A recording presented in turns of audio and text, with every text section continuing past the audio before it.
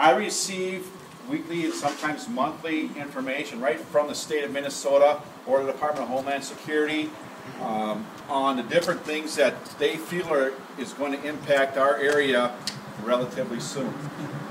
The biggest thing we've done for the last 2 to 3 months now is work on the H1N1 virus. It's not been real prevalent since we had the first case here in Cold Spring, and we made the public's eye there, but they said it's going to come back really bad this fall. They're very nervous. And I don't know which way to take it, because I can remember about 3 years ago we started working on the bird flu virus. And they told us how bad this bird flu was going to come into the state of Minnesota, and what happened the last time before, I think it was when they had horse and buggy, it came in here and it made it across the state in like a week. And they said the bird flu will go through the state of Minnesota in less than a day. And we never saw it. It never came. You know, but we have seen the H1N1 virus. It's already here, and it's still growing, even though you don't hear a lot of people talking about it. We've got a lot more cases in the state of Minnesota. They've had their first fatality here, so it's prevalent. It's just that it's not really growing real fast.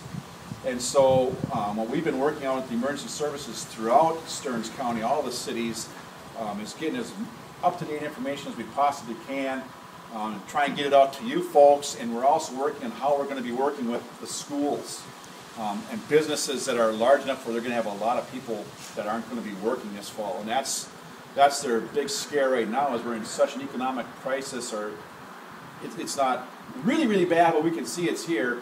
And they're so afraid that this flu, if it comes out, is just going to drop it right out to nothing.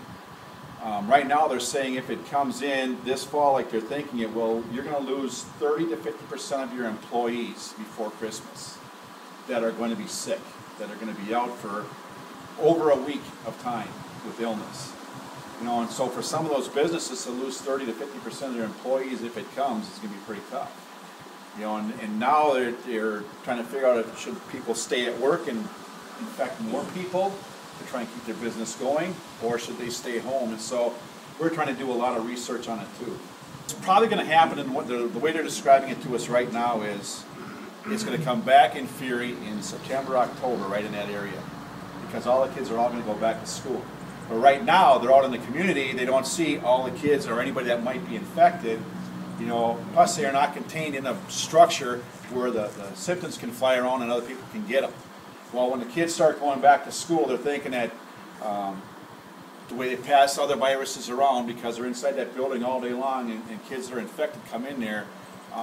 Right now they're telling us 7 to 10 days somebody can carry on this virus where they can actually infect somebody else.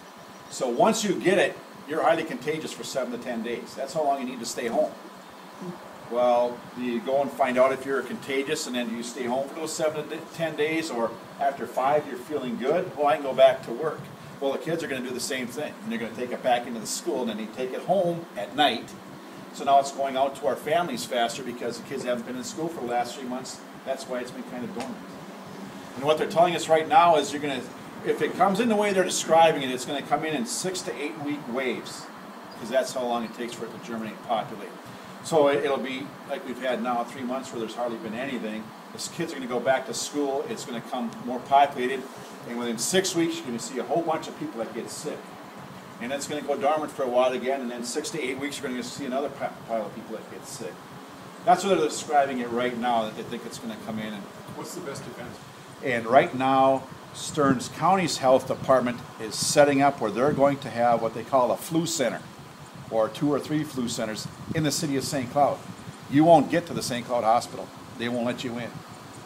If they feel you've got the H1N1 virus flu symptoms, you're going to go to some other facility where there will be people there to take care of you. And they won't want to overrun the St. Cloud hospital with everybody getting the flu in there, because it's going to hurt more than it's going to help. They found that more people that are ill get that sickness worse than people that are good, for example, when you're in good health. So, you know, for us, there's less of a chance of getting it if we stay good and healthy and feel good, where those people that are in a hospital because they're sick, it's easier for them to get it. And that's what they found so far, is it carries farther with those people. So they want to keep it out of the St. Cloud hospital as much as possible. So they're already making plans on how they're going to have other staff and other people in different facilities in St. Cloud And everybody that, if they have the flu symptoms, are going to be directed to take certain roads and right straight into those flu centers and get checked out there. A note to parents from Scott Staska, Superintendent of Schools. Dear Rocori community, I would like to take this opportunity to welcome you into the 2009-2010 school year. I am sure these first few days have been very busy and full as we settle into school routines. We are very pleased as a district to be the school system serving your students. As we return to school, there has been considerable information in the media about H1N1 influenza. I would like to take a little time to share some information with you as to how this relates to Rocori. First, do not allow reports of H1N1 virus to cause alarm or panic. Conditions have changed dramatically since our experience last spring, and the Center for Disease Control is recommending that individuals with flu-like symptoms stay home from school or work. The recommendation is individuals remain at home until 24 hours after the fever is gone. It is unlikely because of the change of the conditions that we'll see school closings like we did last spring. Staff members will ask a few more questions related to absences reported as illness. The core question we must ask is the presence of a fever. After that, we will ask about sore throat and cough. When a combination of these are present in a significant number of students, schools are being required to report that the information to the health services offices. Finally, please continue to practice and encourage good hygiene processes that help reduce the likelihood of influenza transmission.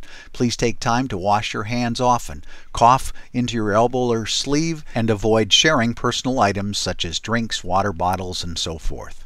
Again, we are pleased to be serving you and your students as we begin the 2009-2010 school year. Hopefully, the first few days have been good for all of you and a great foundation to an awesome year. Sincerely, Scott Staska, Superintendent of Schools, the Rocori School District.